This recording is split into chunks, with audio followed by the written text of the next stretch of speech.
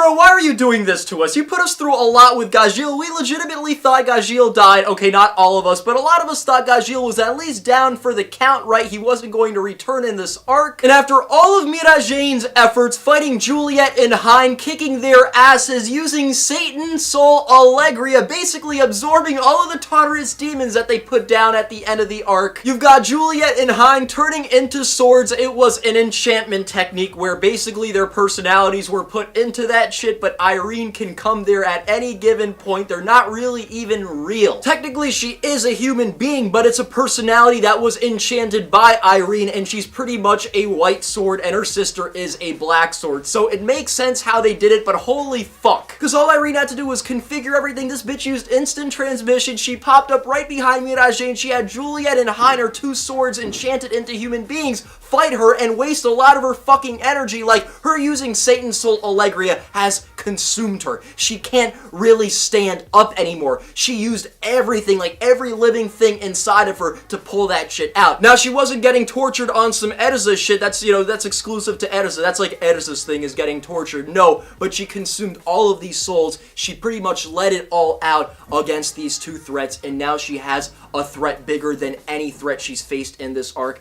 and there's no way she's going to be able to fight her. I cannot see her defeating Irene. There is no way after using Satan's Soul Alegria. This woman is top 3 within the Spriggan 12. She's the strongest woman, apparently. She challenged Acnologus. She changed up the entire landscape of fucking Fior. Like, Mirajane can't do any of that. And I really gotta ask, Hero, what are you doing here? Like, what are you really planning? And I honestly don't know, because here's the thing. I'm a little bit disappointed with the way that things played out with Gajeel. In this week's chapter, Zera sends that message telepathically to all of the different squadron, and they're all heading towards the guild to save Mavis from Zeref, who is probably going to rape her, take the fairy heart, and challenge Acnologia with it in the end. She is, at the literal moment, fucked Mavis, and I want it to stay that way. Like, I want Zeref to actually put Mavis down, defeat her, do whatever the fuck he wants to her, accomplish his goals, and I want Fairy Tail to deal with Zeref afterwards. I don't want all of Fairy Tail to foil Zeref's plans because of Zera. You know what I mean? Zera, this girl who died a long ass time ago during the first lifetime, she came back. She's working together with a character that just died in a very impactful manner, and those two are now working together to send messages to Fairy Tail to stop Zeref. Like, I don't want that to work. But I love it how they all had their doubts about this message until Gajeel started speaking. They don't know who Zera is. The only one who knows who Zera is Mavis, and right now she's dealing with Zeref. She doesn't hear anything from the outside, and if it's one thing I adored, it's seeing Levi in tears of relief. That's one of the things I liked about the message being relayed to everybody. Not the fact that they're trying to foil Zeref's plans, but just seeing Levi there cry because she was dying on the inside, seeing Gajeel drag towards, I guess, death's door. It's not like she knew about the underworld. It's not like she knew about Irene's spell that would change everything up right in time to save Gajeel and, you know, have Gajeel, like, position himself with Zera. Like, she didn't know about any of that. So she legitimately thought Gajeel was gone, and she had to deal with that in the middle of all of this action and chaos. So just seeing her in tears of relief, I absolutely love that. And her face, man,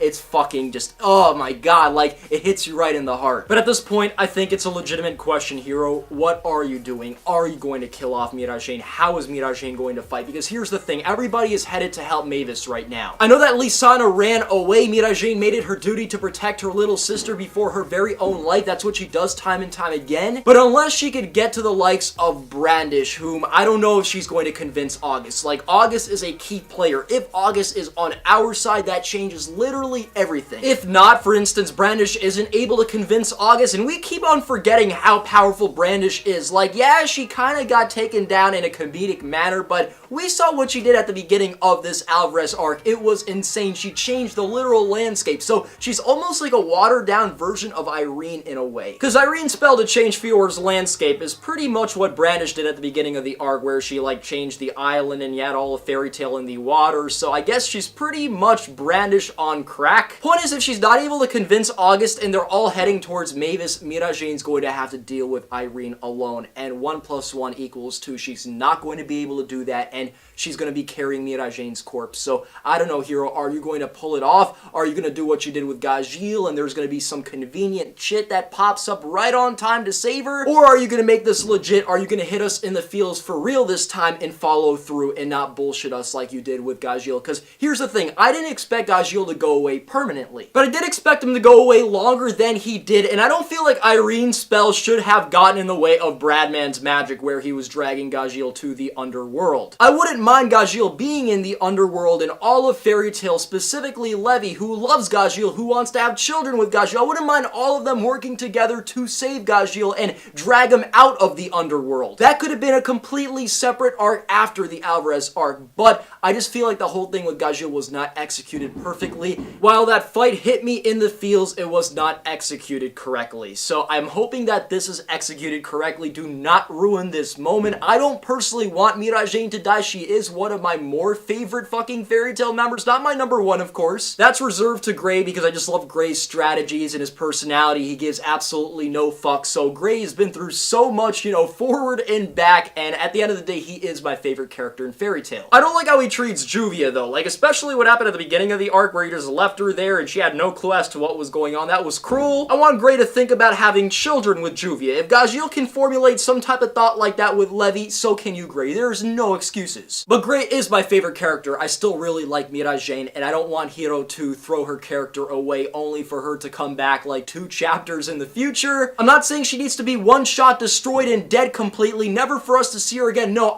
at the end of the day, I would not mind her coming back in the future. Just not the way we did it with Gajeel, and this is no Nineheart. This is no Wally. This is Irene. There is no way Mirajane, who is not Erza, who is not Natsu, who's not Gray, who's not Laxus, there's no way she can pull through. Overall, pretty good chapter. The ending made it completely worth it for me. I also like the little bit with Elfman and Yukino encountering Sorano. Like, I don't really care too much about Sorano, but they are sisters, of course. She did turn a new leaf. She does help Fairy Tail, even though Fairy Tail is like not her comrades, of course, you know, they're good, and it's cool to get a meet up like that in the middle of just, I guess, all of this randomness. So I enjoyed this one. Tell me what you guys think, and I'll catch you guys for that next Fairy Tail chapter.